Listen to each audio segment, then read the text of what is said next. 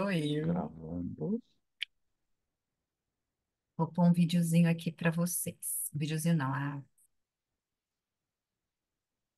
coisa.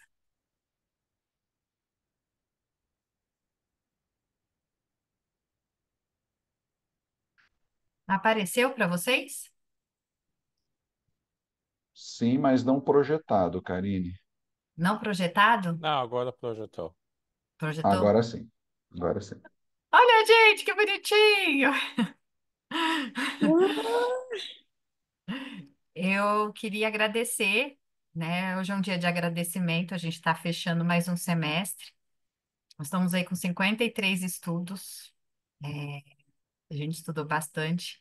Se a gente for pensar nesse momento, o quanto que a gente já caminhou e o quanto que a gente ampliou nossa compreensão, né? Todo mundo aqui saiu de um ponto e chegou, está chegando em outro. Até como o Fábio falou, a gente estudar, ao preparar o material para vocês, é literalmente uma obra do Espírito Santo, porque hoje mesmo eu sentei aqui, eu falava, Senhor, eu não sei muito profecia. Quem é o expert de profecia desse grupo é o Fábio. E eu falei, Senhor, me unge aqui, porque se caiu comigo, é porque de alguma maneira eu tenho que dar aqui uma contribuição.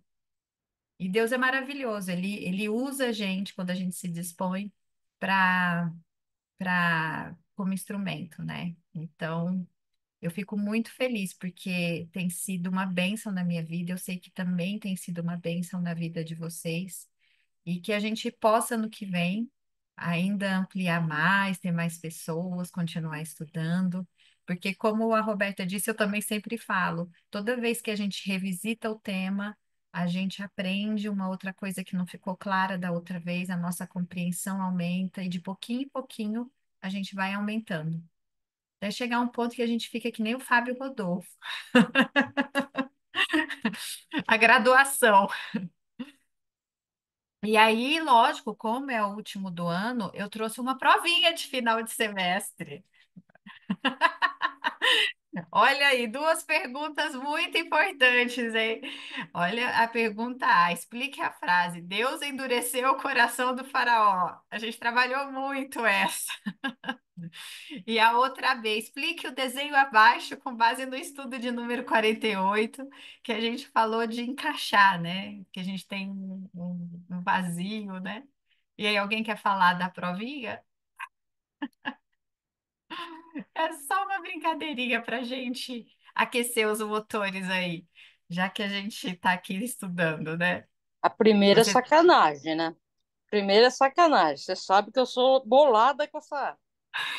Não, eu peguei as grandes questões que ficaram no meu coração. Então, olha o olhar do faraó para gente, assim, endurecido, né? Ai, gente, mas foi muito bom. São momentos que a gente passa juntos aqui e a gente quer continuar passando. Ano que vem, continuar com a proposta de uma vez a cada 2 meses, fazer o presencial. A gente quer fazer um encontro maior, também igual a gente fez, não daquele tamanho, mas talvez um maior, todo mundo, mas já fazer também. Então, vamos colocar aí os motores para 2025, que esse grupo aqui promete, né? A gente vai crescendo em conhecimento e ficando cada vez também mais próximos um dos outros, né? Ah, e hoje eu trouxe esse assunto aqui para vocês. Deixa eu colocar aqui. Eu trouxe uma reportagem que chamou muito a minha atenção, que é de Brumadinho. As reportagens falam muito de tragédia anunciada. O que que é uma tragédia anunciada? Avisaram que isso podia acontecer e ninguém tomou providência, né? Ninguém tomou providência, ninguém fez nada.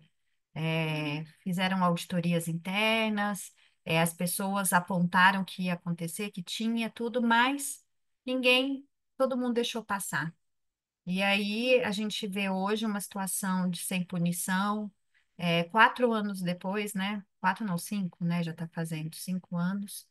270 mortes, 3 desaparecidos, nenhuma punição. Então, assim, A gente vê que isso no mundo em geral acontece isso. Também aconteceu com Katrina, outras tragédias que foram anunciadas, as pessoas falaram: olha, vai acontecer, se preparem, tome uma posição, tome uma resolução. As pessoas não tomaram, e aí aconteceu a tragédia. Aí eu trouxe essa reportagem aqui que eu achei muito interessante,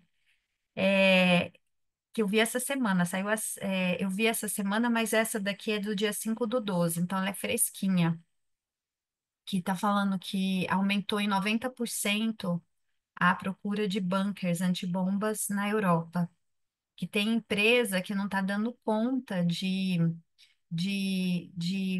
dar conta dos pedidos, né? E é por volta de R$ 300.000 a construção de um bunker. Não é uma coisa barata. E as pessoas estão pedindo por conta de uma sensação de uma iminência de guerra mundial. E aí eu vi um documentário, um pequeno documentário, um micro documentário falando de especialistas, né? E a repórter perguntou: você acha que é para tudo isso fazer bunker? Você acha que tem mesmo uma razão por detrás? E aí o especialista lá de Oxford falou, olha, eu acho que sim, né? Eu acho que tem aí uma questão que precisa ser olhada, que o mundo está instável, a gente percebe que tem uma movimentação, e tem até alguns especialistas na área falando que a Terceira Guerra Mundial já está acontecendo pela quantidade de guerras que acabam envolvendo países inteiros, né? Então, está se polarizando ali na questão da Rússia, grupos para apoiar a Rússia e também outros grupos ali contra a Rússia e os seus aliados. Então, a gente percebe aí uma movimentação já de preparo para alguma coisa. E aí, eu trouxe essa outra reportagem aqui, ó, possível destruição do mundo por dilúvio. E aqui está escrito, ó, nos últimos anos, cientistas e especialistas em mudanças climáticas têm intensificado os alertas sobre a possibilidade de eventos catastróficos provocados pelo aquecimento global. Entre os cenários mais preocupantes está o aumento de risco de grandes dilúvios que poderiam devastar regiões costeiras e colocar a sobrevivência de milhões em jogo. Estudos recentes revelam que o derretimento acelerado das calotas polares e das geleiras pode levar a um aumento drástico no nível do mar. Essa reportagem poderia ser verdade, mas não é. É só uma montagem que eu fiz, basicamente, para a gente entender. Eu pedi para a inteligência artificial. Eu falei assim: cria uma notícia adaptada para o mundo atual do dilúvio. Saiu isso, gente. Eu acreditei que ia ter outro dilúvio. Mas o que eu estou querendo dizer para vocês é assim. Muitas vezes a gente ouve tragédias anunciadas e a gente não dá devida importância, né? E a gente está acostumado com o discurso, com a linguagem, etc. Eu fico pensando em Noé hoje em dia, avisando que ia ter uma destruição, a tragédia anunciada. E eu pensei como seria esse anúncio hoje, né? A gente ouve as questões, olha, tá derretendo a calota, tá não sei o quê, e a gente continua igual, né? A gente não se prepara, a gente não faz nada, né? Aí eu trouxe aqui a Arca de Noé, essa é uma réplica que tem nos Estados Unidos. E eu achei muito legal que o Daniel e a Mimi estão aqui hoje, porque eles foram nessa réplica. Então, eles visitaram, e eu ia até pedir para eles colocarem fotos depois para a gente ver. Se quiser colocar no grupo, a gente vai adorar ver videozinho, se foi gravado, para a gente ter uma imersão aí. Mas eu fiquei pensando, né? Quantas tragédias a gente tem o anúncio, a gente sabe. E a gente não se mobiliza, a gente não tem uma ação. Aí eu fiz essa brincadeira provocativa e essa adaptação artística, junto com a minha amiga ChatGPT, para falar da questão de quando você tem uma tragédia que é anunciada, mas as pessoas acabam não ouvindo, não tomando atitude. E eu fico pensando no tempo de Noé, ele avisando: olha, vai ter um dilúvio, está acontecendo isso. Claro que ele não usou essa metodologia do discurso jornalístico, né? Ele usou uma outra estratégia linguística, mas hoje seria essa a estratégia linguística utilizada por nós, que é a que a gente mais conhece. E quantas vezes a gente não se atenta em coisas que vão acontecer? A gente ouve tanto que a gente às vezes nem ouve, não se atenta. E quando chega a situação, a gente fala: poxa vida, por que que eu deixei passar? Poxa vida, por que que eu não me atentei a isso, né? E aí aqui tem alguns motivos, né? Por que que a gente não se atenta a essas tragédias anunciadas nessas situações? Aqui tem uma foto, inclusive, dessa última tragédia, de uma dessas últimas tragédias que a gente teve no Brasil, que foi no litoral paulista, que teve aquela chuva bem forte que destruiu ali na região de Juqueí, Barra do Saí, que foi bem destruído, né? Então, assim, destruições que a gente vai vendo que tem problema, vai vendo que pode acontecer e a gente não se atenta, né? A gente até às vezes constrói nossa casa justamente no lugar que está ali colocado. Não construa sua casa aqui, a gente vai construir. Não estacione o carro aqui, a gente vai estacionar, né? Então, assim, por que que a gente faz isso? Na psicologia, tem dentro da psicologia cognitiva, ela afirma que nós somos, assim, muito econômicos na parte cognitiva. Nós tendemos, se a gente não, o tempo inteiro não estiver atento, não estiver questionando, não estiver refletindo, a gente se torna vítima de todas as falhas, as economias, a gente usa economias no pensamento que vão custando caro às vezes para a gente. Por isso que às vezes a gente fala assim que a primeira imagem é a que fica de uma pessoa, porque normalmente quando a gente olha para a pessoa, a gente tende a colocar ela dentro de uma pastinha que a gente já tem lá no nosso cérebro, né? A gente conhece a pessoa, bate o olho, faz uma leitura dela pelas características, aí a gente olha assim, tá vestindo assim, tá usando tal marca, tá usando tal roupa, tá usando não sei o quê, faz esse movimento. O cérebro pega esse conjunto de informações e aí você fala assim, metida. Aí você coloca na sua pastinha interior lá dentro, metida, não quero ser amiga, né? Assim, mais ou menos desse jeito, né? É uma pessoa snob, não quero ser amigo. E você coloca a pessoa lá. Muitas vezes a pessoa demonstra comportamentos de extrema humildade, mas a gente continua ainda permanecendo aquela pessoa na categoria snob, porque a gente não quer refletir, porque a gente tem preguiça, né? Então, essas coisas que falam assim, a primeira impressão que fica, esses ditados populares, vêm muitas vezes da nossa incapacidade de reflexão, né? Da nossa incapacidade de tentar se atentar aos fatos e não só ser levados por essas facilidades cognitivas que a gente tem no cérebro, né? Então, é um processo que a gente tem que ficar atento. E aqui tem algumas coisas que dificultam a gente a não verificar essas tragédias anunciadas, né? Que tem, assim, o viés do otimismo, a normalização do risco, que é o que acontece muito hoje. A gente ouve tanto aquilo, né, no jornal, nas mídias, a gente ouve tanto de aquecimento global, a gente ouve tanto uma informação que aquilo se torna normal. Então você não escuta mais, né? Então é igual violência. A violência tem se normalizado, porque os jornais falam tanto de violência que é como se o cérebro entendesse de alguma forma que aquilo é ok, é um padrão, ocorre, entendeu? Se a pessoa fez alguma coisa com você, vai lá e mata, porque tá tudo bem, é assim que tudo se resolve, que você assiste isso tanto que normaliza. Outra é falta de recursos e acesso. A pessoa não tem recurso, ela não consegue ter acesso àquele recurso, por exemplo, o bunker. O bunker custa R$ 300.000. Não é todo mundo que tem uma condição na Espanha ou na França de construir um bunker, por exemplo. Então, nem tem condição, nem vai pensar nisso. Às vezes, não tem nem condição de comprar o alimento. Como que vai pensar num bunker, né? Aí tem essa aqui também, que é a confiança excessiva nas autoridades, mídias e outros. É bem interessante isso, porque a gente vive esse momento dos técnicos, né? Então, assim, você liga a televisão, sempre tem um técnico falando aquele respeito. Eu lembro de uma vez que na minha aula de psicologia a gente estava falando, né, que vai falar do aumento do pãozinho francês. Aí eles chamam o Instituto de Economia, um técnico para falar sobre o aumento do pãozinho francês.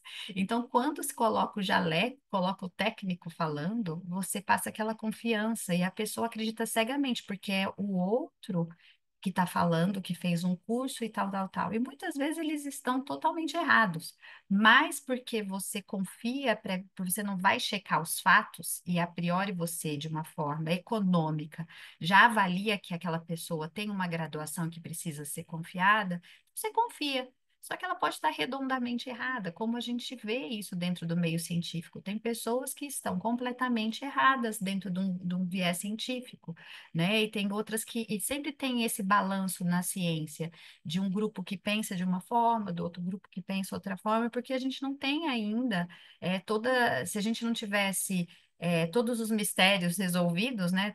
A gente seria plenamente, seria Deus, né? Porque a gente saberia tudo. A gente tem mistérios ainda, a gente não compreende tudo. Outra forma também das tragédias é mensagens de alertas confusas, insuficientes e inadequadas. E tem pessoas que nem conseguem escutar essa mensagem de alerta, né? Isso me lembrou de situações, por exemplo, como a do furacão, que a minha irmã e o Daniel passaram lá nos Estados Unidos, que o governo foi soltando mensagem. Então, solta no celular deles, solta na televisão, e eles vão falando para que todo mundo tenha acesso a essas mensagens. E o Brasil em si, por exemplo, é um país que é péssimo nisso, né? A gente, assim, é considerado pela ONU um dos piores países para lidar com tragédia. A gente não aprende com as tragédias, a gente não prevê tragédia, a gente não faz nada.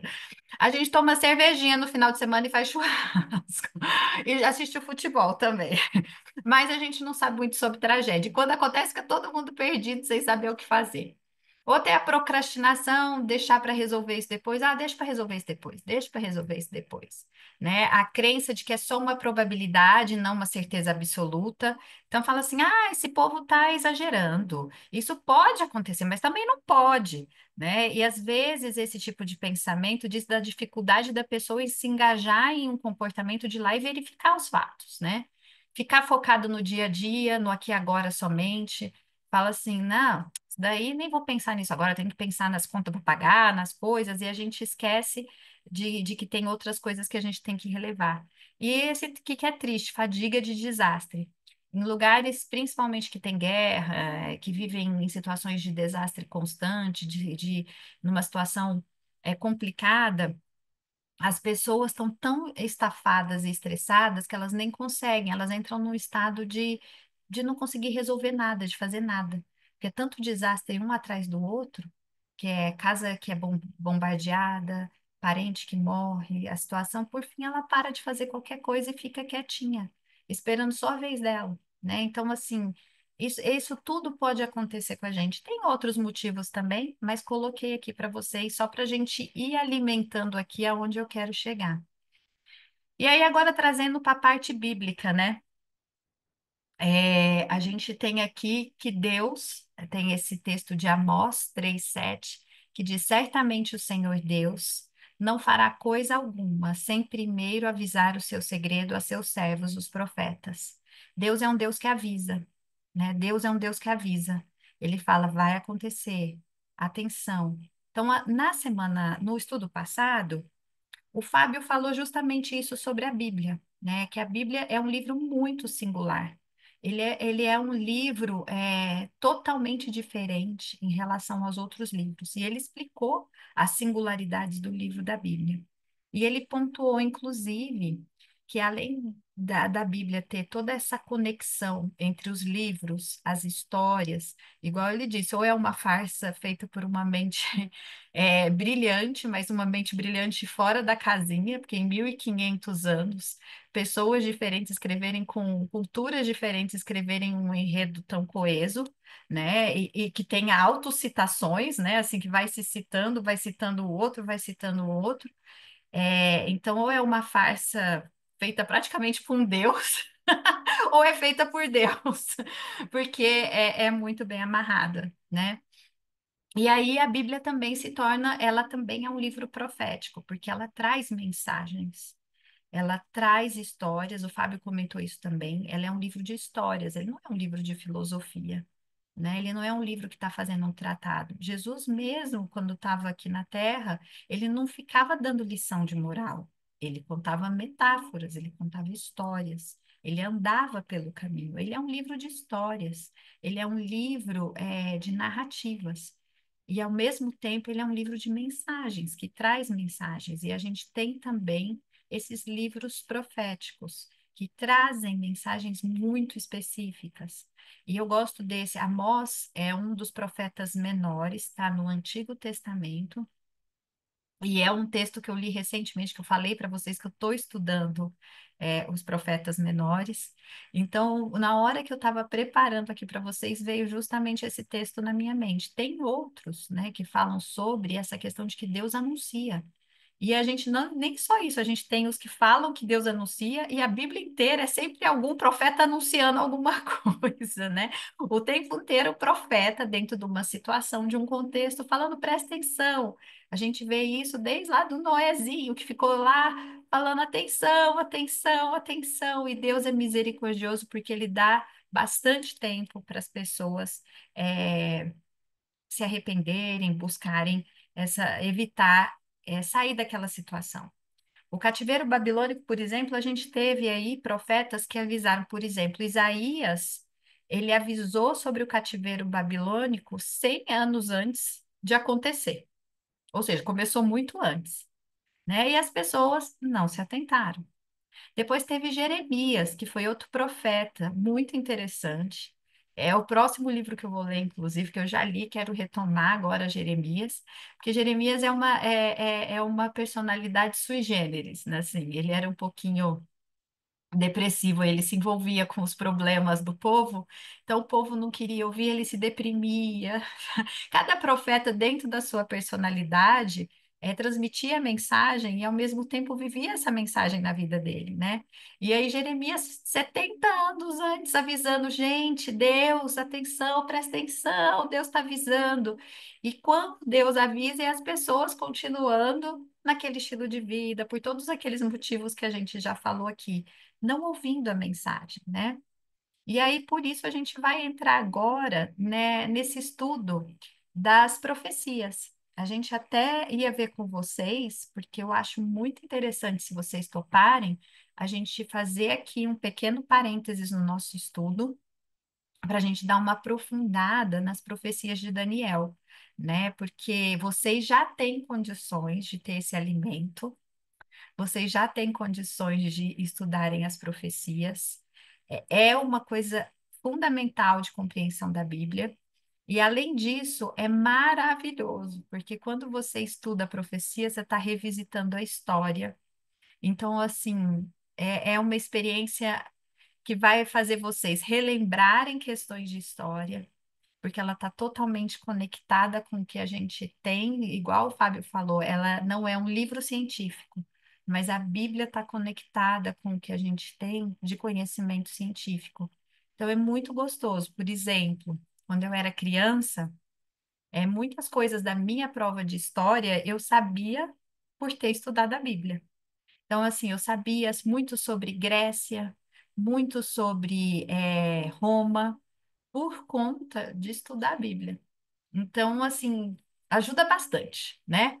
Então, hoje a gente vai começar a ver um pouquinho, porque vocês estão vendo nesse estudo que a gente está tendo, né? Assim, pequenos, vamos dizer assim, tentando entender o que é a Bíblia, entendendo a cosmovisão dentro de uma perspectiva bem pós-moderna, para a gente entender aonde se encaixa todo esse conhecimento, fazendo sentido nessa ponte de cosmovisão que a gente tem hoje do mundo, para a gente entender melhor, facilitar nossa aprendizagem e que aí essas escamas possam cair, porque a gente tem muito o nosso maior problema hoje para entender a Bíblia é que a gente vai com a nossa cosmovisão pós-moderna para ler a Bíblia. Então a gente precisa entender primeiro como é a Bíblia e a gente usa dentro disso uma linguagem da pós-modernidade para fazer essa ponte, para compreender e compreender os assuntos dela. né? Então, hoje nós vamos ler Daniel 2. E eu vou ler com vocês e vocês vão ler. É um capítulo grande. Então, pega a Bíblia aí. Nós vamos ler Daniel 2 agora. Quem era Daniel? Daniel era um rapaz sábio. Igual a Roberta pediu sabedoria, Daniel era um rapaz sábio. Daniel, ele foi cativo na época de Babilônia, quando Babilônia conquistou ali Jerusalém, Judá. E ele foi levado cativo para Babilônia. E é interessante porque Daniel, eu não sei muito, ou isso o Fábio até pode falar se você quiser explicar um pouquinho de Daniel, porque o Fábio é expert em Daniel. Você quer falar alguma coisa de Daniel? Posso você dar um contexto, Karine? Na verdade, lembra, né? Então, todos os avisos de Deus para o povo, olha, se mantenham nos meus caminhos, isso é melhor para vocês, a minha aliança, aquela aliança que eu fiz com vocês lá no Sinai, né? E o povo se afastou de Deus, né? O Israel como um todo. Lembra da história, né? O povo, depois do reinado de Salomão, o filho de Salomão, Roboão, no reinado dele, o reino se divide. Então, reino do norte, capital Samaria, e reino com as 10 tribos, e reino do sul, capital Judá, com as 2 tribos, Judá e Benjamim.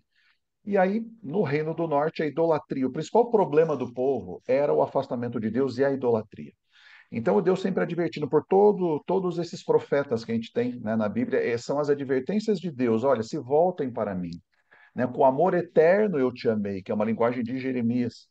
E mais o povo, né, não se afastava de Deus. Se a gente olhar todos os reis do Reino do Norte de Israel, nenhum foi bom. Todos ruins. Todos, numa descendente. E lá, então, em 722, os assírios vêm e conquistam Israel, o Reino do Norte, e nunca mais esse reino se reergueu.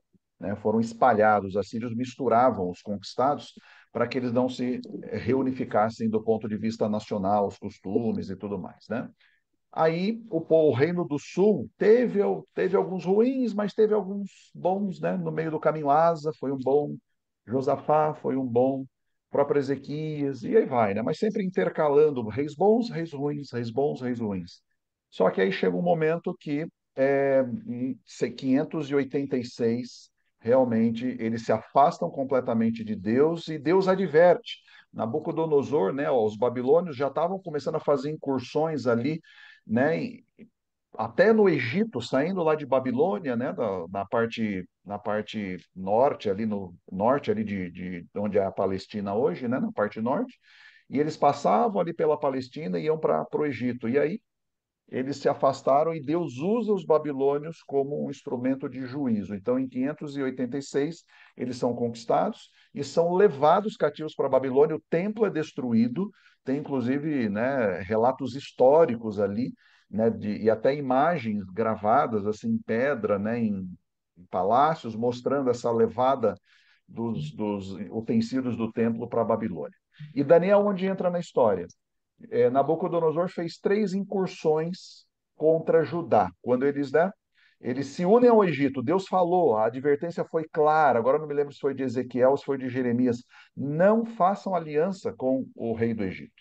Mas eles desobedecem a Deus, fazem aliança com o rei do Egito.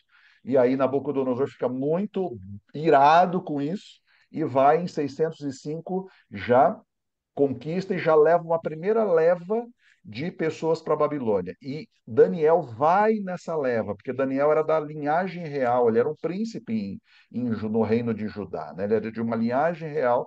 Então, diferente dos assírios, Nabucodonosor tinha uma outra estratégia. O que, que ele fazia? De todos os locais conquistados, ele pegava os melhores, levava para a Babilônia, selecionava, é isso que a gente vai ver no capítulo 2, e colocava impostos chaves dentro do governo, de todo o governo territorial dele. Então ele era esperto, ele pegava o melhor do mundo todo e trazia para si. É nesse contexto que Daniel vai para a Babilônia, que começa o livro de Daniel como um todo. Se você abriu, você ia perguntar alguma coisa? Não? E Daniel é o meu personagem que eu admiro, porque eu não sou nem um pouquinho Daniel. Daniel, quando chegou lá, como ele era príncipe de linhagem, vamos dizer assim, Ele foi aproveitado lá no palácio do rei. E o rei queria dar para eles a alimentação que ele comia, porque a alimentação que ele comia era a coisa melhor que tinha. O rei comia o que era de melhor. E o rei falou: então você vai dar, né, para Daniel, os amigos deles, né, que ele tinha mais três amigos, três ou quatro amigos, Sadraque, Mesaque e Abednego, três, né? Três amigos, né, Fábio? Muito obrigada.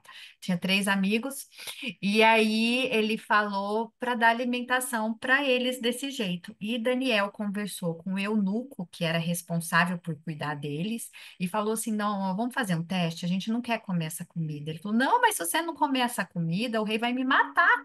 Como assim você está fazendo essa desfeita com a comida do rei? O rei está te oferecendo o que tem de melhor no reino dele, você não vai comer? Aí ele falou: não, é que a gente não come essa comida, a gente não tem. Vamos fazer um teste, né? Vamos fazer aqui 10 dias com alimentação, você a ver se a gente vai ficar fraco, vai ficar, enfim, fora dos padrões exigidos. E se a gente ficar fora do padrão, a gente volta a comer, a gente come a comida do rei, né? Que era uma comida, vamos dizer, banhada a bebida alcoólica, muitas carnes, eles não comem porco, né? Eles são judeus, enfim. E aí eles fizeram um teste.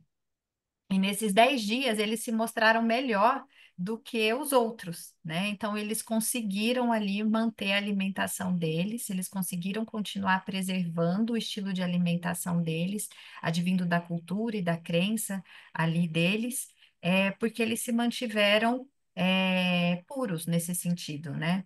E a gente decora de criança, assim, esse texto eu decorei de criança, que é assim, decidiu firmemente Daniel não se contaminar com as finas iguarias do rei.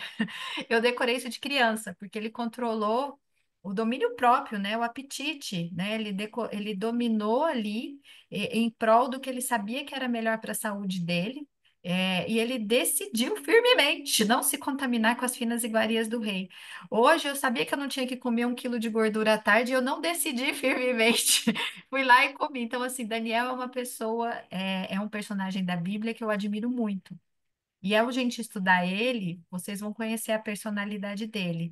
E é interessantíssimo como ele se porta, como ele é e como a conexão dele com Deus. A gente aprende muito, né? Daniel foi para a Cova dos Leões, são histórias que as crianças adoram.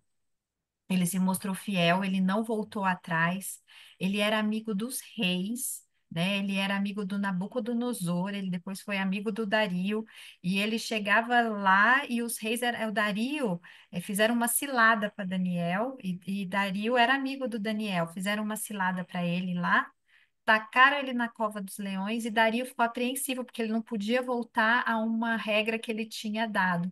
Mas no outro dia de manhã, ele foi lá conferir se Daniel estava vivo ou não. Então, assim, Daniel deu testemunho de Deus de forma sobrenatural, ele se relacionou com esses reis, com, vamos dizer, era com o Trump da época, com os grandes generais, os reis daquela época, né, os que governam aí, o Putin, etc. Ele se relacionou e ele foi fiel, ele nunca deixou de ser fiel. Às vezes a gente, quando vai para um lugar diferente, alguma coisa diferente, a gente se corrompe. Ele era firme, né? Ele era firme no que ele acreditava. Então, ele é uma pessoa que eu admiro. Então, a gente, nesse contexto aí, vai ler agora a história, que é muito legal. Essa história as crianças sabem, desde pequenininho, porque é uma história que criança gosta muito, as histórias de Daniel, né? Então, meus filhos, pessoalmente, adoram as histórias de Daniel. E aqui eles cantam uma musiquinha, porque ele orava 3 vezes por dia. Então, tem uma musiquinha que fala, quem orou 3 vezes? Aí eles falam, Daniel. Então, dentro do imaginário infantil, as histórias de Daniel são muito fortes. E para vocês verem como é isso, né? Assim, meus filhos, se vocês perguntarem, a gente vai falar sobre os sonhos de Nabucodonosor. Se vocês perguntarem sobre os sonhos de Nabucodonosor, eles vão te dar detalhes do sonho, né? Então, como está inserida essa questão de quando a gente estuda profecia desde sempre, isso vai naturalmente, né? E eles vão assistir documentários, às vezes, de história, e eles sabem coisas por ler e estudar a Bíblia. Então, é muito interessante isso que, se a gente for aprofundar em profecia, vai ser legal. Vamos ler então, Daniel 2. Vou ler, tá? No segundo ano do reinado de Nabucodonosor, teve este um sonho. O seu espírito se perturbou e passou-lhe o sono. Então o rei mandou chamar os magos, os encantadores, os feiticeiros e os caldeus, para que declarassem ao rei quais lhe foram os sonhos.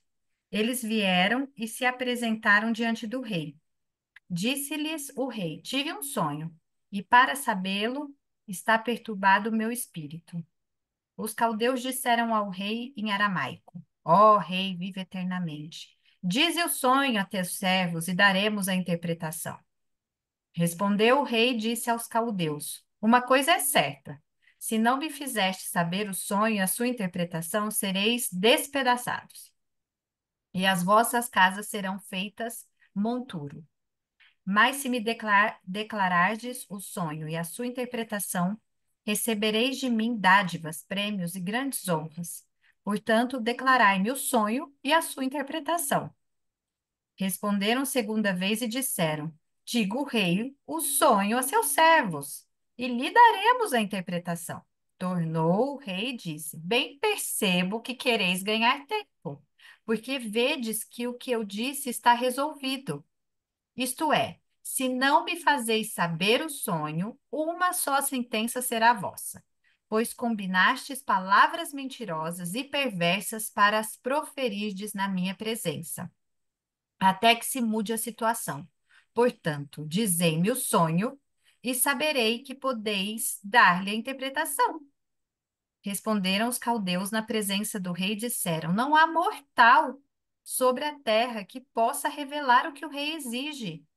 Pois jamais houve rei, por grande e poderoso que tivesse sido, que exigisse semelhante coisa de algum mago, encantador ou caldeu. Pausa. O que é interessante aqui?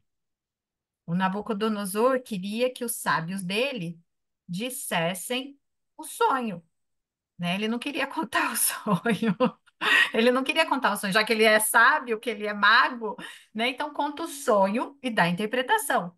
Ele não queria falar o sonho e ser fruto de análises mentirosas, né? É meio assim, ele não queria ser fruto do horóscopo, entendeu? Que a pessoa, você fala lá, você conta a sua história e a pessoa dá a interpretação conforme o que ela quer dar naquele momento de uma forma fantasiosa. Nabucodonosor não queria isso. Eu aprendi muito com Nabucodonosor.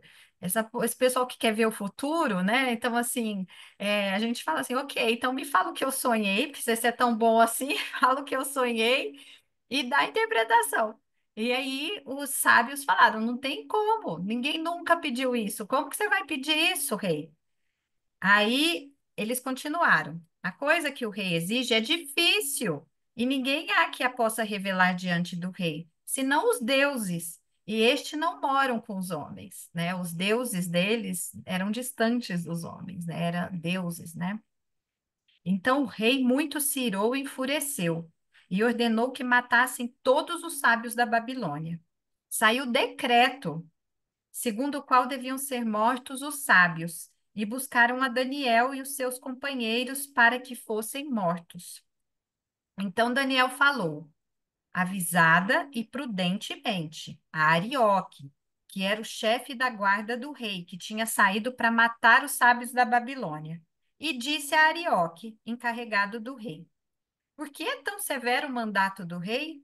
Então Arioque explicou o caso a Daniel. Foi Daniel ter com o rei e lhe pediu designasse um tempo e ele revelaria ao rei a interpretação.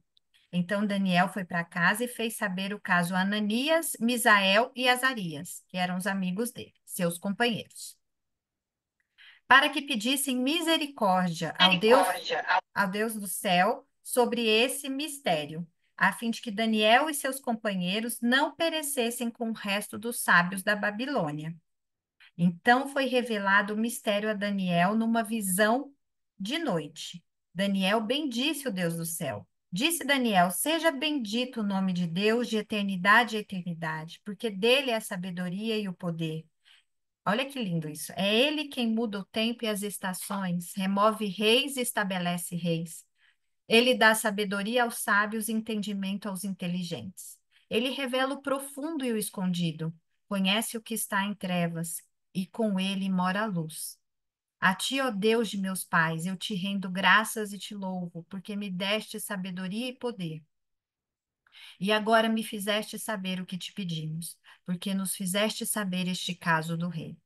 Por isso Daniel foi ter com Arioque, a qual o rei tinha constituído para exterminar os sábios da Babilônia, entrou e lhe disse: Não mates os sábios da Babilônia. Introduze-me na presença do rei e revelarei a sua interpretação.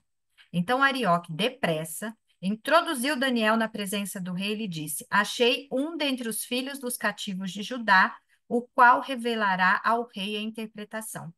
Respondeu o rei e disse a Daniel, cujo nome era Beltesazar. Era o nome dele em Babilônia.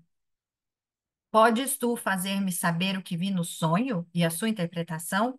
Respondeu Daniel na presença do rei e disse: O mistério que o rei exige, nem encantadores, nem magos, nem astrólogos o podem revelar ao rei.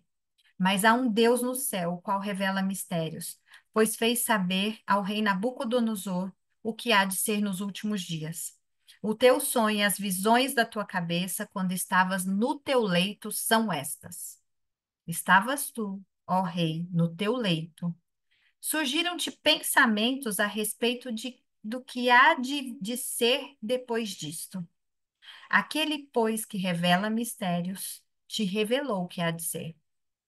E a mim me foi revelado esse mistério, não porque haja em mim mais sabedoria do que em todos os viventes, mas para que a interpretação se fizesse saber ao rei, e para que entendesses as cogitações da tua mente. Esse versículo é importante, a gente vai voltar nele. Tu, ó rei, agora Daniel continua. Tu, ó rei, estavas vendo, e eis aqui uma grande estátua. Esta que era imensa e de extraordinário esplendor, estava em pé diante de ti, e a sua aparência era terrível. A cabeça era de fino ouro, o peito e os braços de prata, o ventre e os quadris de bronze, as pernas de ferro, os pés em parte de ferro, em parte de barro. Quando estavas olhando, uma pedra foi cortada sem auxílio de mãos, feriu a estátua nos pés de ferro e de barro e a esmiuçou. Então foi juntamente esmiuçado o ferro, o barro, o bronze, a prata e o ouro, os quais se fizeram como a palha de eiras no estio, e o vento os levou. E deles não se viram mais vestígios, mas a pedra que feriu a estátua se tornou em grande montanha, que encheu toda a terra. Este é o sonho, e também a sua interpretação diremos ao rei. Tu, ó rei, rei dos reis, a quem o Deus do céu conferiu o reino, o poder, a força e a glória, a cujas mãos foram entregues os filhos dos homens, onde quer que eles habitem, e os animais do campo e as aves do céu, para que dominasse sobre todos eles. Tu és a cabeça de ouro. Depois de ti se levantará outro reino, inferior ao teu, e um terceiro reino de bronze, o qual terá domínio sobre toda a terra. O quarto reino será forte como ferro, pois o ferro a tudo quebra e esmiuça. Como o ferro quebra todas as coisas, assim ele fará em pedaços e esmiuçará. Quanto ao que viste dos pés e dos artelhos, em parte de barro, de oleiro e em parte de ferro, será esse um reino dividido. Contudo, haverá nele alguma coisa de firmeza de ferro, pois que viste o ferro misturado com barro do lodo. Como os artelhos eram em parte de ferro e em parte de barro, assim por uma parte o reino será forte e por outra será frágil. Quanto ao que viste do ferro misturado com barro de lodo, misturar-se-ão mediante casamento, mas não se ligarão um ao outro, assim como o ferro não se mistura com barro. Mas no dia destes reis, o Deus do céu suscitará um reino que não será jamais destruído. Este reino não passará a outro povo, esmiuçará e consumirá todos estes reinos, mas ele mesmo subsistirá para sempre. Como viste que do monte foi cortada uma pedra sem auxílio de mãos, a ela esmiuçou o ferro, o bronze, o barro, a prata e o ouro. O grande Deus fez saber ao rei o que há de ser futuramente. Certo é o sonho, e fiel é a sua interpretação. Então o rei Nabucodonosor se inclinou, se prostrou, rosto em terra perante Daniel, e ordenou que lhe fizessem oferta de manjares e suaves perfumes. Disse o rei a Daniel: Certamente o vosso Deus é o Deus dos deuses, e o Senhor dos reis, e o revelador de mistérios, pois pudeste revelar este mistério. Então o rei engrandeceu Daniel e lhe deu muitos e grandes presentes, e o pôs por governador de toda a província da Babilônia, como também o fez chefe supremo de todos os sábios da Babilônia. A pedido de Daniel, construiu o rei a Sadraque, Mesaque e Abidnego sobre os negócios da província da Babilônia. Daniel, porém, permaneceu na corte do rei. Legal. Por que que eu li tudo? Porque praticamente Daniel 2 é a Bíblia. E depois o resto de Daniel vai ser sempre trabalhando em cima dessa base. Então vão ter outras profecias, vão ter visões, vão ter sonhos, e vai ser sempre trabalhando em cima dessa base. Apocalipse é um livro que volta recorrentemente a Daniel.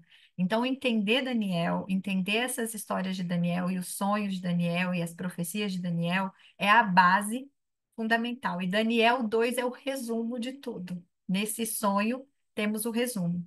Hoje, eu não vou explicar o sonho, porque quem vai explicar esses sonhos para vocês é o Fábio.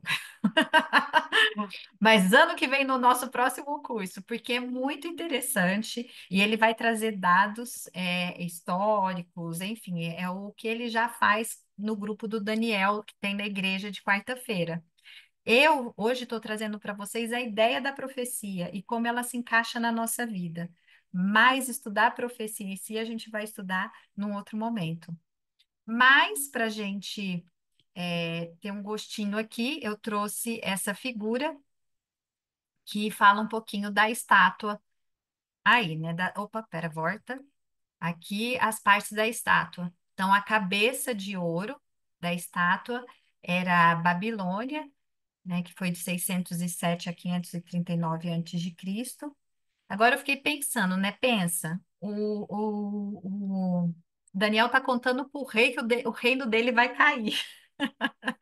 Né? E está contando um futuro e o rei ainda agradece, fica feliz e ainda diz que Deus é o Deus de Daniel, é o Deus dos deuses, né? Então eu falo, nossa, Daniel foi ousado, né? Que ele poderia ir lá contar o sonho e ainda falar que o rei ia cair, mas ele foi com coragem, como ele estava com a autoridade que Deus conferiu a ele, o Nabucodonosor realmente teve uma reação aí de ver Deus através daquela revelação. Depois veio o Império Medo-Persa. Então, Ciro, ele vai e conquista a Babilônia, e aí começa-se o Império Medo-Persa, que foi de 539 a 331 a.C. Depois vem a Grécia, com Alexandre o Grande, de 331 a 168 a.C., que são o ventre e as coxas de cobre. Depois, Roma, que é a perna de ferro, que é aquele reino que passa, né, esmiuçando tudo ali, é a perna de ferro de 168 até 476 depois de Cristo. E depois a gente tem os 10 reinos, que é de 476 depois de Cristo em diante, que são os pés da parte de ferro e barro. E aí vem a pedra, que sai sem participação humana, então falando que é um evento ali sobrenatural, não se vê, essa pedra vem e atinge o pé da estátua e tudo cai, vira pó, e essa pedra, ela enche a terra, né? É um reino. Então aqui a gente vê reinos, a pedra também que atinge é um reino, e ela esmiuça a estátua e se torna ali um reino que preenche toda a terra e que não subsistirá. É um reino que veio para ficar e que permanece para sempre. Aqui a gente tem outras figuras de animais misturados aí, né, meio estranhos, que são outras visões que Daniel teve, mas que são todas relacionadas com a questão de reinos e vai dar mais detalhes a respeito sobre o que vai acontecer nesses períodos, tá? Então hoje eu só estou trazendo um preâmbulo para vocês entenderem da profecia. E aqui eu achei interessante que falou no versículo, que eles iam no versículo 43, né? Que fala que nos pés de barro e ferro, se a gente olhar ali os pés, são reinos, né, que se misturaram e eles vão tentar por casamento se ligar um ao outro e não conseguem, né? Porque o barro e o ferro não se misturam. E aí a gente vê isso na história muitas vezes dos casamentos na Idade Média, depois de Roma, né? Quando Roma cai, vêm os casamentos para tentar criar paz. Né? Então, assim, tem aqui o caso que eu trouxe de Catarina de Aragão e o rei Henrique. Catarina de Aragão é da Espanha e o rei Henrique da Inglaterra. Eles casam e assim, a Catarina de Aragão é prometida para o irmão do Henrique quando ela era criança, ela tinha 3 anos. Então eram acordos comerciais, os casamentos, comerciais não, acordos políticos, né? Os casamentos para tentar ali evitar guerras, conflitos, mas mesmo assim esses casamentos não foram capazes de trazer ali a unidade, não se misturou. E desde então a gente tem um mundo dividido, né? Desde a da queda do Império Romano, que foi aquele império gigantesco, né? Hoje a gente não tem ali essa união mais. A gente tem vários reinos, vários estados independentes, países, etc. Mas não tem mais isso. Então, ali você vê essa coisa do casamento, na hora veio a imagem justamente do período pós-Roma, que os casamentos, a gente estudava isso, né? Que os casamentos fazem parte. Aqui tem a questão da pedra, né, que atinge o pé da estátua, derruba toda a estátua, remetendo muito ali à questão da segunda volta de Cristo, que é quando o fim de todos os reinos da terra vão realmente deixar de existir e o reino que vai subsistir para sempre é o reino dos céus. Então, assim, a Bíblia apontando novamente toda a história da humanidade, como o Fábio falou no último estudo, né? Ela vai falar o que aconteceu antes do pecado, ela fala do processo de salvação, do processo de resgate, e ela vai falar também do que vai acontecer depois. Então, Deus sempre anuncia o que vai acontecer, ele sempre vai falar as etapas. Cabe a nós ouvir essa mensagem, entender e estudar, né? Então, aqui a gente tem a volta de Cristo, com esse reino que vai vir e vai aí se manter como o reino de Deus aqui na Terra, né? E aí que a gente tem essa imagem aí das pessoas esperando. O que que eu achei interessante nisso, que eu queria de hoje começar a pensar com vocês? A gente vê aqui que Deus tem o controle da história, né? O Fábio falou isso muito no último estudo, e a gente fala sempre isso. A Bíblia sempre vai mostrar que Deus tem o controle da história. Eu gosto dessa imagem que está atrás, não dá para ver, mas não é que ele manipula, ele cuida. Quando a gente fala que Deus tem o controle da história, ele está sempre ali na medida que a gente. É um mistério para mim, é um mistério que dentro da medida do livre-arbítrio dentro da liberdade que a gente tem de escolha, ele sempre está coordenando para que a coisa não desande, porque senão a gente já tinha se matado, né? Então Deus tem o controle da história. Ali a gente viu em Daniel 2:38 que Deus confere o reino aos governantes para que tenha domínio. Isso lembra muito a citação de domínio lá de Gênesis, quando Deus cria Adão e Eva, ele dá o domínio sobre os peixes do mar, sobre a terra, sobre tudo que Deus criou. O domínio aqui não é o poder que a gente tem dessa coisa de eu vou te dominar, né? Como se tiver o domínio, dominar. Domínio é cuidar, é zelar. É uma tarefa ali de agricultor, uma tarefa de cuidador. E é interessante que quando ele fala aqui em Daniel, ele vai falar assim: Tu, ó rei, a quem Deus do céu conferiu o rei, o poder e a força. Deus deu isso para ele. para ele ser um bom governante, para ele cuidar das pessoas. E ele fala, cujas mãos foram entregues os filhos dos homens. Então, assim, ele entregou para você essa responsabilidade, ele permitiu que você, permitiu é a palavra certa, ele permitiu que você se tornasse rei para que você cuide dos filhos dele. Onde quer que eles habitem, os animais do campo, ou seja, cuide da natureza, as aves do céu, para que dominasse sobre eles. Tu és a cabeça de ouro. Então, a importância dos nossos governantes, né? Porque Deus permite que eles estejam lá para cuidar, para ter essa responsabilidade. São pessoas a quem Deus confere, Ele dá sabedoria. Só que muitas vezes a pessoa usa a sabedoria para o lado errado. Aí vai falar no texto, Deus quem revela os mistérios, não homens nem ciência. Aqui vai falar muito, os magos não foram, os magos eram considerados o povo mais sábio, né? Então tinha os astrólogos, os sábios, eles eram os cientistas daquela época. Era trazer os magos, os sábios, e eles não foram capazes. E aí Daniel fala isso, olha, nenhum mago, a ciência não vai conseguir responder, não vai falar nada. Quem vai responder é Deus, porque é só ele que revela mistério.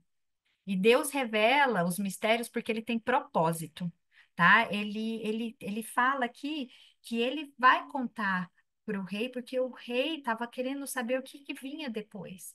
E ele fala: Eu vou te contar.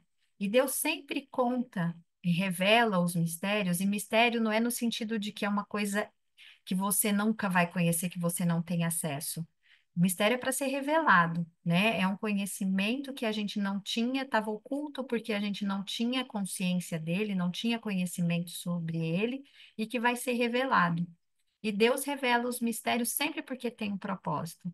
E eu acho engraçado isso que me remeteu que hoje eu vejo muita gente falando assim. Eu tenho que te falar uma coisa. Tem gente que para na rua, já vi isso algumas pessoas contando para mim, ai, você não sabe o que aconteceu. Esses dias eu estava na rua, uma pessoa me parou, nunca me viu, nunca não sei o quê, chegou para mim e falou assim, olha, me desculpa, mas eu tenho que falar uma coisa para você. Fala, foi Deus que me enviou. Eu trago uma mensagem de Deus.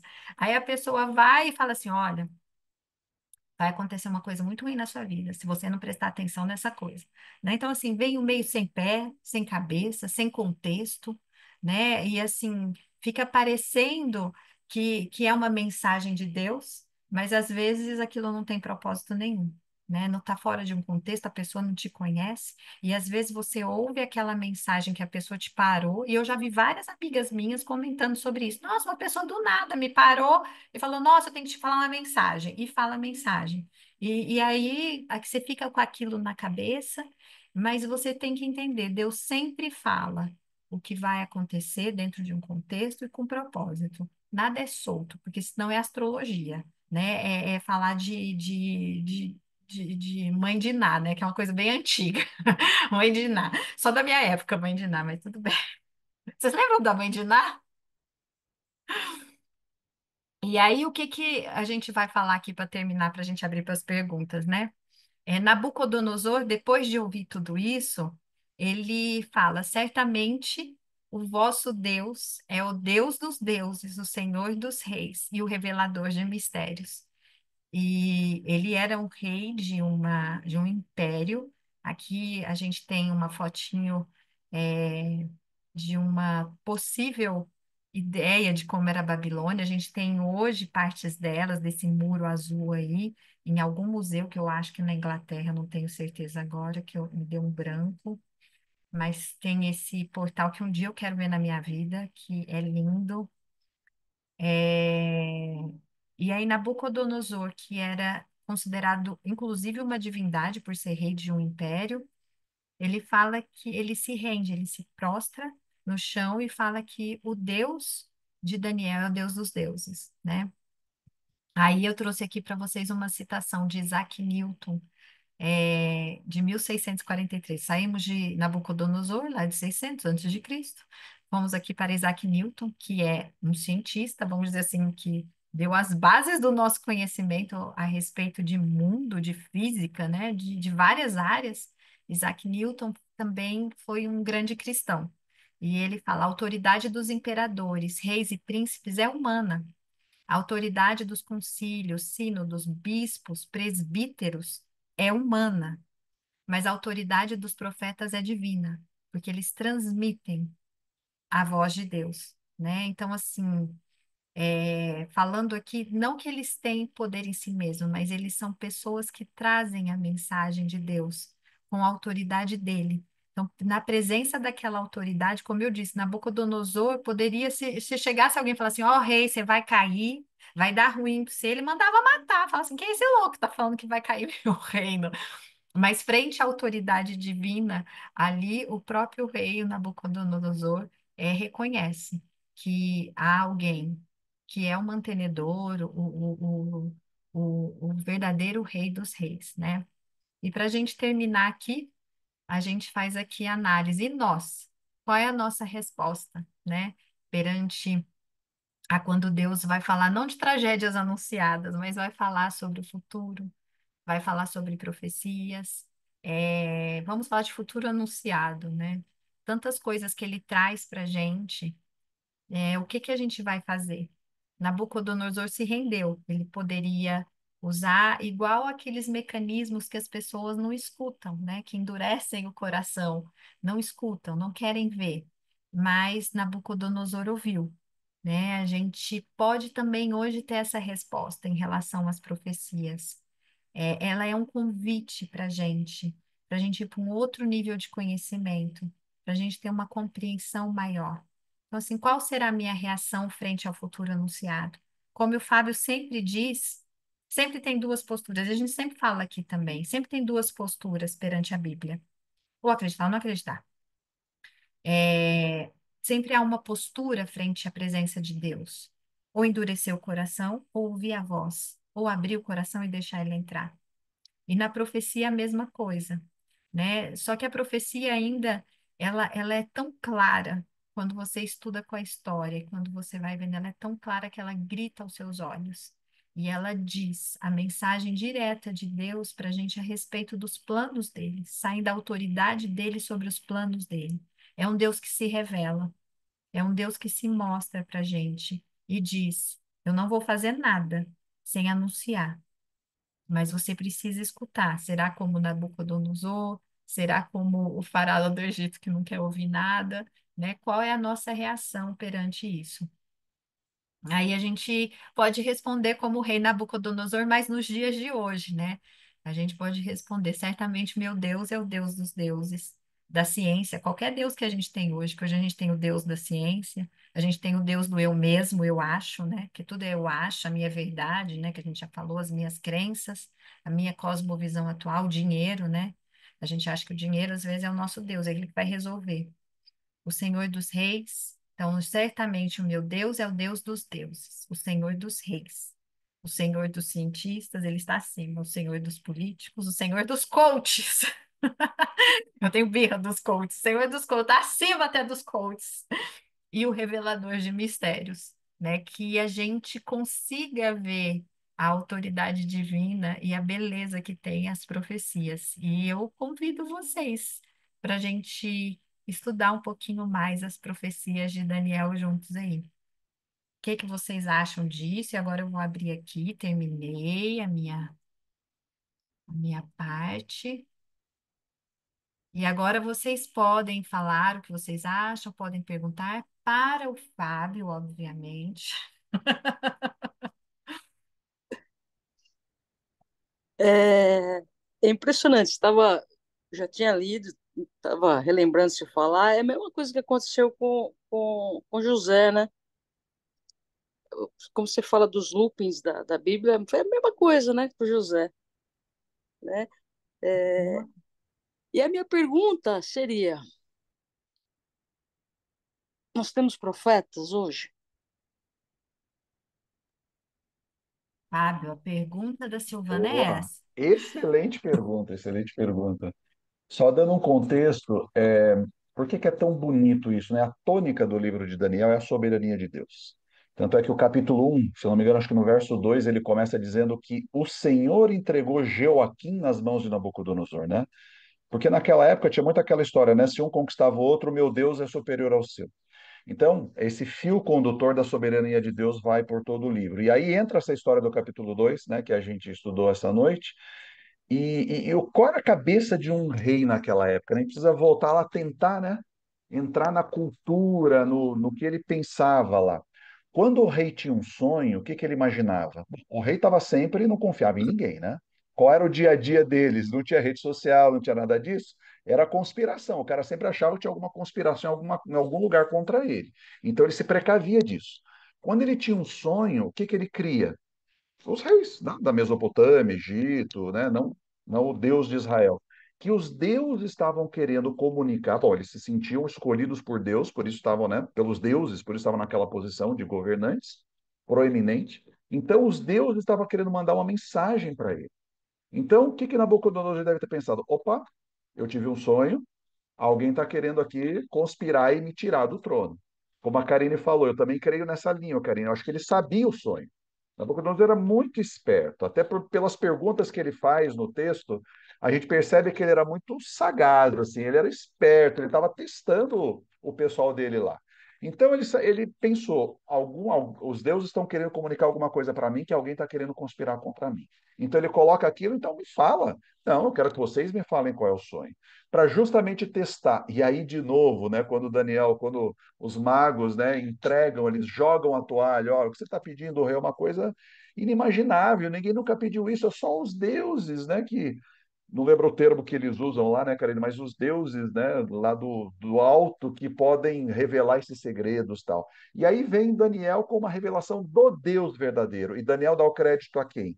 A esse Deus. Aí começa a revelação desse Deus ao longo de todo o livro de Daniel, né? Então, a profecia é uma parte importante da nossa vida, no sentido de firmar a nossa fé. Quando a gente olha uma dessas profecias que começa lá, né, em 600 anos antes de Cristo, mais ou menos, e chega até o final da história desse mundo, isso faz o quê? Quando eu olho a parte que já se cumpriu, e eu olho para aquilo que não se cumpriu, ainda reforça a minha fé. Né? Isso mostra que Deus, aquilo que a gente sempre fala, né? A Bíblia mostra três coisas sobre Deus: que ele existe, que ele atua na história e ele atua na minha história, na nossa história individual. Então a profecia é alguma coisa importantíssima para esse firmar a nossa fé em bases sólidas, né? Mostrando, me alicerçando nessa soberania de Deus. E aí, respondendo a sua próxima pergunta, Sil, tem, tem profetas hoje. Eu não sei, Karen, se a gente vai ter um estudo específico sobre, mas tem profecias, tem pessoas escolhidas por Deus que se manifestam hoje. Inclusive, porque o profeta, a gente tem que, né, primeiro também esclarecer alguma coisa. O profeta não é só aquele que prevê o futuro. Quando a gente fala em profeta, opa, aquele que prevê o futuro. Não. Se a gente olhar, a maioria dos profetas bíblicos, eles não viram o futuro. Moisés não previu o futuro, tirando uma outra declaração lá de profecia messiânica, né? Que olha, alguém como eu vai vir, né? E vai levar vocês na reconciliação e tal. Mas Moisés era, ou o profeta é aquele que tem uma mensagem de Deus para o tempo do povo, para o tempo ali que o povo estava vivendo, que o povo de Deus vivia, em alguns casos falando em relação ao futuro, mas bem menos, né? Bem menos. As tais profecias apocalípticas, né? Mas então o profeta ele tem uma mensagem de Deus. E nós temos hoje, sim, pessoas instituídas por Deus com uma mensagem específica para ele nos nossos tempos. E a gente Inclusive, é vai um estudar dos uma dessas. dons, né, Fábio? É um dos dons do Um Espírito. dos dons espirituais, É, exatamente. a gente pode até estudar isso de uma outra forma, falando dos dons, né? Deus distribui para a gente dons espirituais para a gente cumprir propósito, né? Ele é a metodologia dele. Qual que é a metodologia dele? Nós somos o corpo de Cristo. Então, nós devemos atuar em várias partes diferentes, mas que atuam em unidade, né? Isso é um conceito totalmente bíblico lindíssimo. Então, nós não somos iguais, não é distribuída a mesma habilidade, o mesmo dom para todo mundo, porque a gente precisa entender esse conceito de relação, de dependência, de que o reino de Deus é feito de várias partes, mas que estão em unidade. E para esse propósito, Deus distribui dons espirituais, né, que são dons. Dons são habilidades, mas que têm o propósito de construir essa unidade, esse corpo de Cristo. Então, assim, eu tenho a habilidade de cantar. Ok, ela é uma habilidade, mas ela pode ser um dom ou não, né? O dom ele está sempre relacionado com a construção do reino de Deus e do corpo de Cristo. Então, é um dos dons espirituais, é o dom de profecia. O que que é o dom de profecia? É isso. É dar uma mensagem de Deus, esclarecer uma mensagem de Deus, trazer mais luz sobre uma mensagem de Deus, e isso vem do Espírito Santo, né? Então, assim, tem muitas pessoas que podem ter esse dom, muitas pessoas. Eu acredito que tem muitas pessoas. Que às vezes a gente associa que é realmente uma pessoa que traz mensagem do futuro. Mas não, às vezes ela traz um esclarecimento sobre uma passagem, uma luz, ela tira as escamas a respeito daquilo que Deus quer falar. Então, tem sim, tem profetas hoje. Na verdade, eu tava esperando que vocês fossem falar que não, porque a gente já sabe, já foi profetizado. A gente já sabe. A Mas eu acho que é história. das escamas. Eu acho que essa questão das Não, escamas. legal que você falou, que é por luz sobre alguma palavra tal. Mas em termos de profecia, quer dizer, do que vai acontecer, já está falado, né? E é E engraçado tem que alguns assim, detalhes. Pode dizer, Karine. eu não sei nem se o Fábio conhece. Tem uma mulher que eu gosto muito da palavra dela na internet, assim. E eu não sou boa reconhecedora de dons proféticos, mas eu acredito que ela tem o dom de profecia. Ela chama Maísa. E ela fala umas coisas, às vezes, assim, que ela não traz nada novo, que é o que você falou, Silvana, ela não traz nada novo. Mas a luz que ela traz me tira umas. Toda vez que eu ouço ela me tira umas 10 escamas do olho, sabe? Assim, ela consegue trazer uma compreensão, ela consegue trazer uma luz que eu falava, nossa, é óbvio isso, eu não tinha visto. Ela Não, amplia. mas se for assim, você, Fábio, Rodolfo, vocês são profetas, então, é. Eu acho que a Nesse gente tem sentido, eu acho que nesse eu tenho o sentido, dom do sim. ensino. Eu acho que eu tenho o dom do ensino, o Fábio também. Não, mas foi bem Mas tem, colocado. tem critérios. Quando a gente entrar mais em detalhes no assunto, a Bíblia mostra, a Bíblia mesmo, ela dá critérios para a gente conseguir discernir o profeta verdadeiro daquele que não é, né? Então, aqui não só prever o futuro, mas porque senão a mãe de Ná, teoricamente, né, com a morte dos Mamonas assassinas, teria previsto o futuro, né? É o que dizem, mas não é só prever o futuro. Hoje é muito, a Karen estava dizendo, você encontra a gente na hoje, eu tenho uma revelação para você. O É, pessoal fala muito, usa muito essa palavra, tem uma revelação para você. Tá bom? Agora, pode ser. Agora, é alguma coisa de Deus, então a Bíblia dá critérios para a gente saber se isso é de Deus ou não. Vou dar um exemplo. Nunca essa revelação contradiz a Bíblia. Nunca, nunca. Se ela dizer, olha, Jesus não é Deus, tive uma revelação, Jesus não é Deus. Não, não vem de Deus, vem de qualquer outro lugar menos de Deus.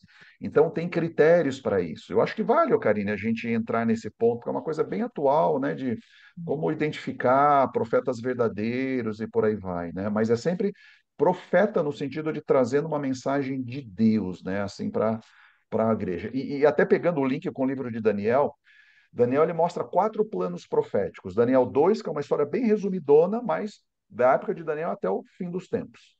Depois, capítulo 7 e 8 é a mesma história contada, os mesmos reinos com outro simbolismo, mas dando mais detalhes.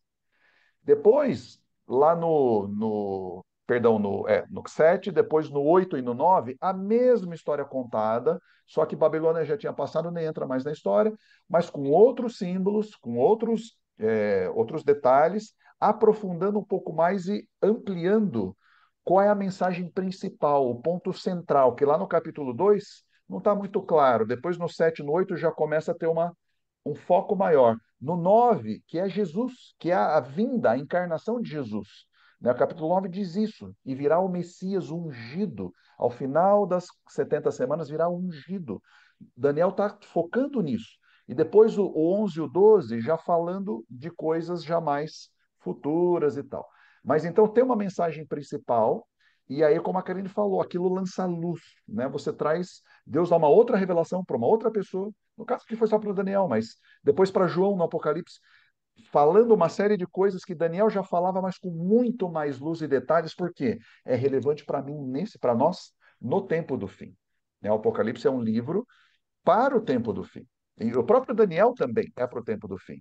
Deus diz para Daniel: Daniel, você não entendeu as coisas? Fica tranquilo, você não vai entender mesmo. Fecha esse livro, sela esse livro, porque isso se refere a dias muito distantes. O livro de Daniel era para os tempos finais.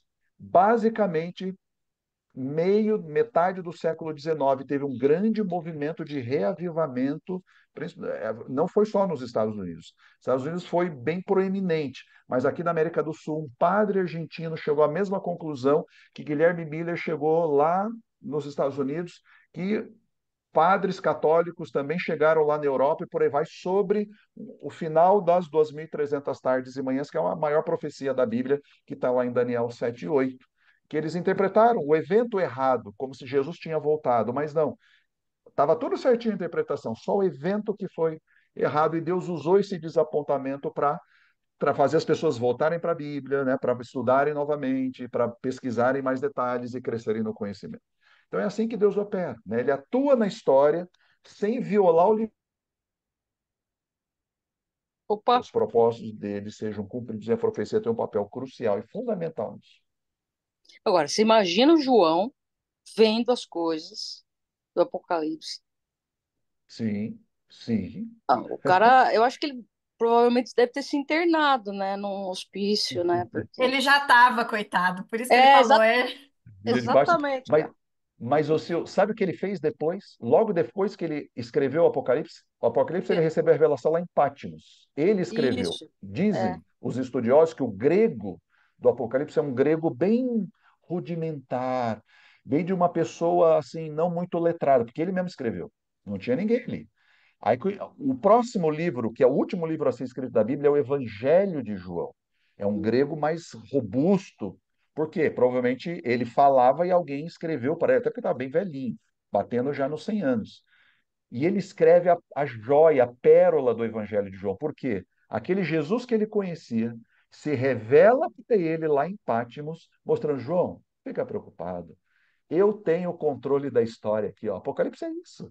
Os livros selados, é Jesus mostrando, a história está na minha mão, João. Fica tranquilo, eu vou contar para você tudo o que vai acontecer e você vai ver o que vai acontecer no final, ó. História aqui, ó, na minha mão, João, fica tranquilo. Aí ele escreve o Evangelho de João, que é o amor personificado na pessoa de Jesus que se revelou para ele no Apocalipse, né? Então, assim, é maravilhoso. É Vale maravilhoso. a pena estudar as Ô, profecias. Vale Fábio, a pena. A nossa fé é reforçada.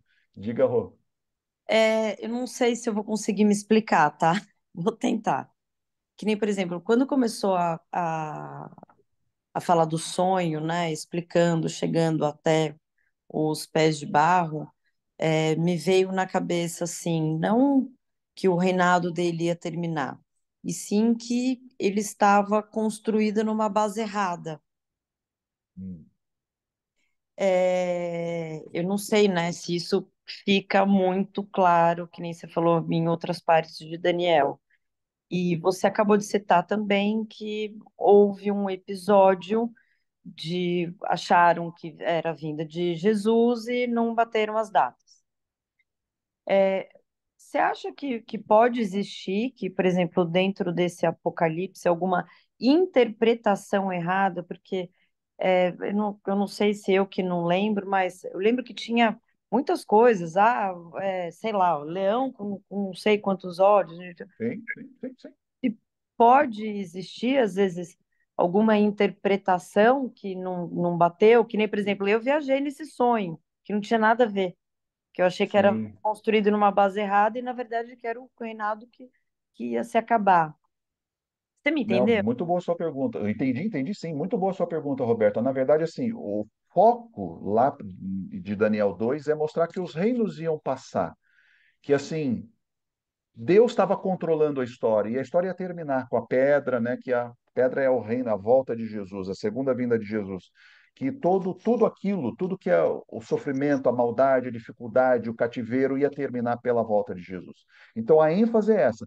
Mas o próprio testemunho de Daniel para Nabucodonosor foi que ele estava construindo as bases do reino dele na base errada. E se a gente entrar pelo livro de Daniel, a gente vai ver que Nabucodonosor passou por uma situação extremamente complexa, né? Ele teve uma dificuldade enorme, ele virou um bicho, né? Ele teve um problema mental que ele e depois quando Deus tem misericórdia dele e ele recobra a consciência, ele dá glória a Deus.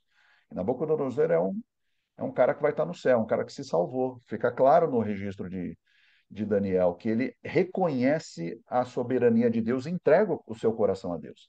E aí a sua segunda pergunta, o que mais tem, Roberta? O que mais tem, até porque Apocalipse e próprio Daniel são livros simbólicos, são interpretações absolutamente erradas e equivocadas.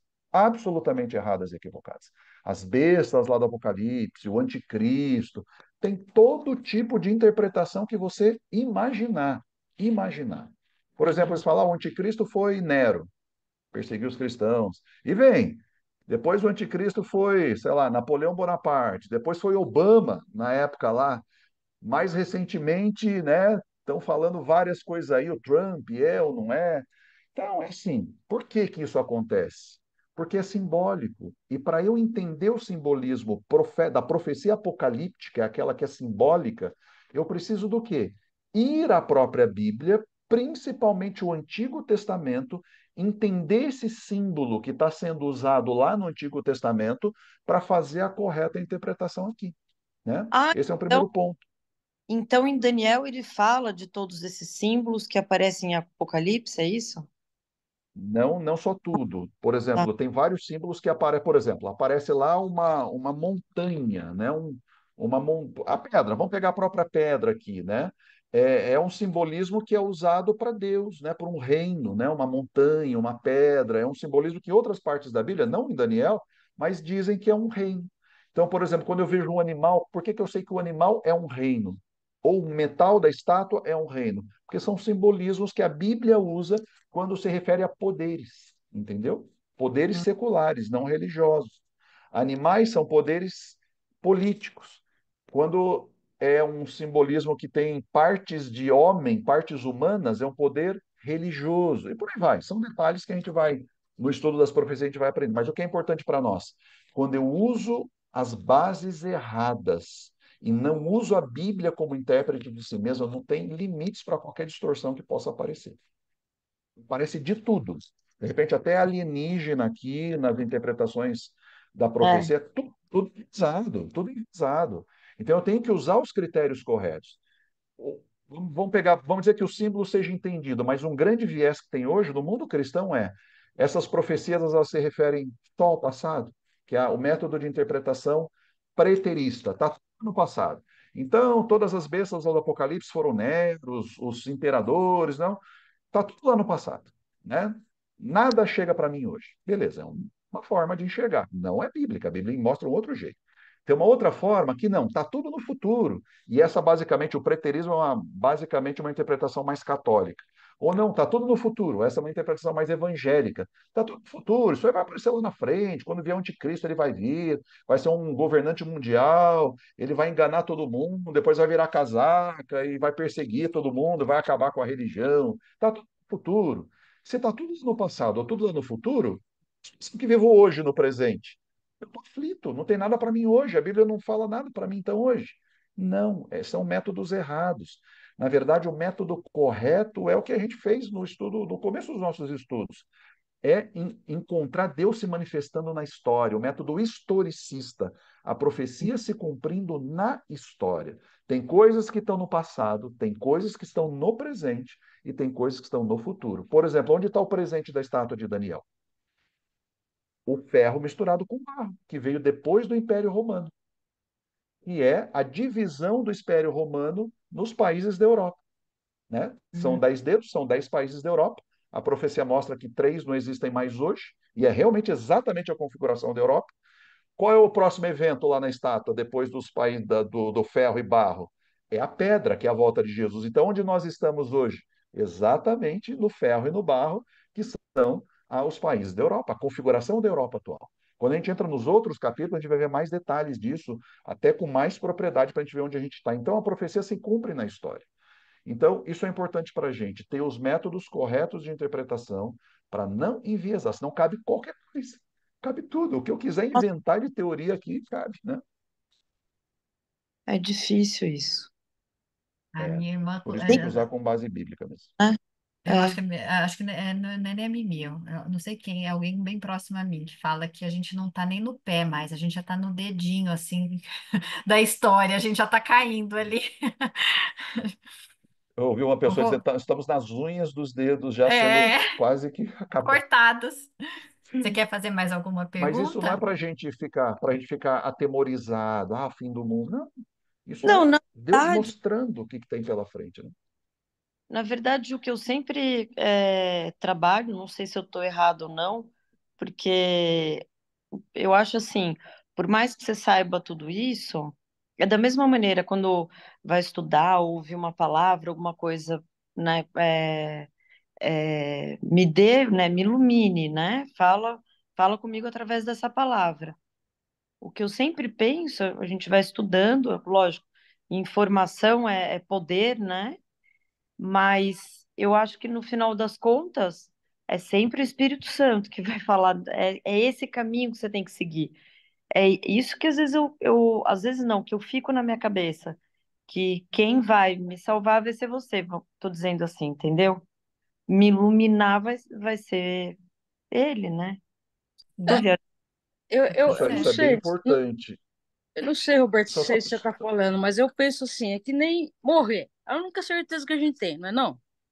É, Única, que a gente vai morrer. É inevitável. A gente já sabe o futuro nesse sentido. É a mesma coisa tem lá alguns dessas que não vão, tem profecias. alguns que não vão morrer, Silvio. Tem alguns que não vão morrer. E tem uns que Ah, não e é- morreram. se a não, gente não, Gente, tiver a Não, ponta do e dedo, alguns que eu não tô, vão eu morrer tô, mesmo. eu tô Na volta de falando, Jesus, quem estiver vivo. não, eu tô é, falando vai essa estar no dedinho. casquinha aqui, né? Essa casquinha Sim, sim, nossa. sim, sim. Então, e aí que eu fico pensando, a história a gente já sabe que é isso aí, vai ter um reino, então não adianta a gente. É coisa boa, não é coisa ruim. Sim, coisa boa, é coisa boa. Agora tem um cuidado. Isso é muito importante quando a gente está estudando a Bíblia. Deus revela, sim. O Espírito Santo fala, nos dá as convicções, É, né? Esse é o caminho, andai por ele. Só que tem muita coisa revelada aqui. Ele não vai fazer isso por mim. Ele não vai pegar o que está aqui, colocar na minha cabeça. Esse é o meu papel, não para me salvar. Salvação já foi efetuada por Jesus plena, suficiente lá na cruz. Eu preciso saber isso daqui para quê? Para me apropriar pela fé dessa salvação. Então, até tem um texto do Evangelho de João que ele fala isso. Uma das funções do Espírito Santo é fazer você lembrar de tudo aquilo que ele te ensinou.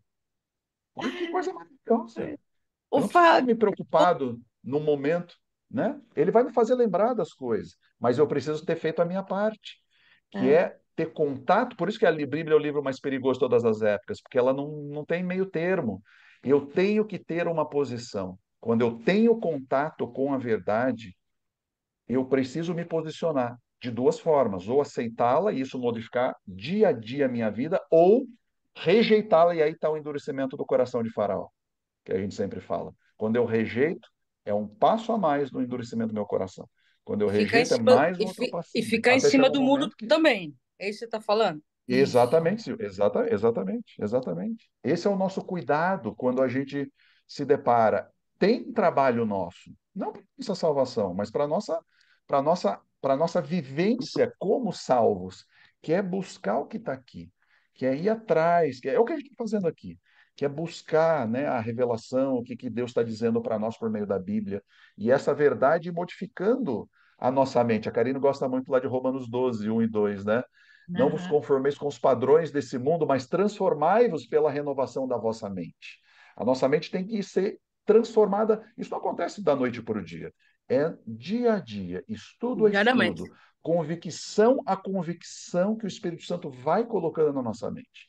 Não é muito a emoção aqui, não. A emoção ajuda, tal, mas aqui é a razão. O Espírito Santo me convence do pecado, da justiça e do juízo. O que que é isso? Do pecado, o que é o errado, da justiça, o que é o certo, e do juízo, que no final das contas, todo mundo vai ter que prestar contas a Deus das decisões que tomou.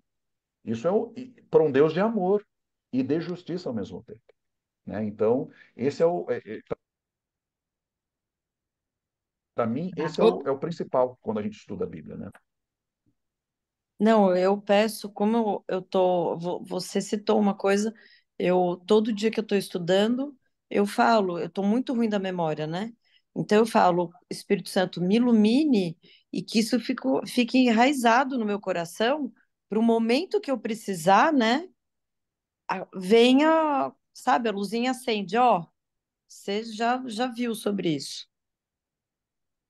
Isso é promessa, Roberto. Você nem precisa se preocupar. No momento certo, ele vai te dar, ele vai te fazer lembrar das coisas que foram estudadas, né? Você Então, isso sabe, é promessa Roberta, maravilhosa. aconteceu comigo uma vez, há muito tempo atrás, eu fiz um curso bíblico, e a professora, ela pedia que a gente decorasse alguns textos da Bíblia. E aí um dos meus filhos falou, nossa, mamãe, a dona Mirna pede pra gente decorar, a gente decora. Só que daí depois a gente esquece. E eu também esquecia. E aí eu falei, né, falei, "Sua dona Mirna, os meus filhos comentaram que eles esquecem aquilo que eles decoram, tipo, porque cada aula ela fazia a chamada da gente, né? Então a gente repetia, sem ler, né? Aquilo que a gente tinha que decorar. Então nós ficávamos com aquela lembrança durante um tempo, mas depois de um mês, um tempo, a gente esquecia. E eu comentei que eu também esquecia. E ela falou, Sabrina, quando vocês precisarem, É, vocês vão ter recordação. Ok, É eu isso. aceitei. Continuamos decorando, ela chegava, fazia chamada oral e a gente respondia bonitinho, né? Belo dia, eis que Sabrina sofre um acidente e quase morre. Sabrina, eu. Eu quase morri mesmo.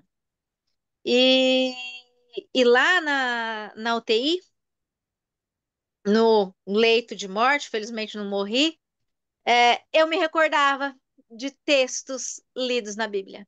Aí eu falei, que, olha, a dona Mirna falou, era verdade. que Fica lindo, assim, Nossa, me quando a arrepiei gente aqui. precisa, quando a Não, mas gente é isso precisa, mesmo. vem. Ó, lindo. É o achei o espírito. texto aqui, ó. João 14:26. Anota esse texto, é muito bonito. Ou decora, como a Sabrina está falando. Mas o Consolador, o Espírito Santo, a quem o Pai enviará em meu nome, esse vos ensinará todas as coisas e vos fará lembrar de tudo o que vos tenho dito. É isso. Que lindo. Exatamente isso. No momento da necessidade, ele vai fazer a gente lembrar. Lembra? Esse é o caminho. Anda por ele. Só que aí tem o meu livre-arbítrio, né? Tem aquele modelinho, né? Que, na verdade, tem uma voz que a gente ouve, que é, né, o Espírito Santo, a nossa consciência, o Espírito Santo falando.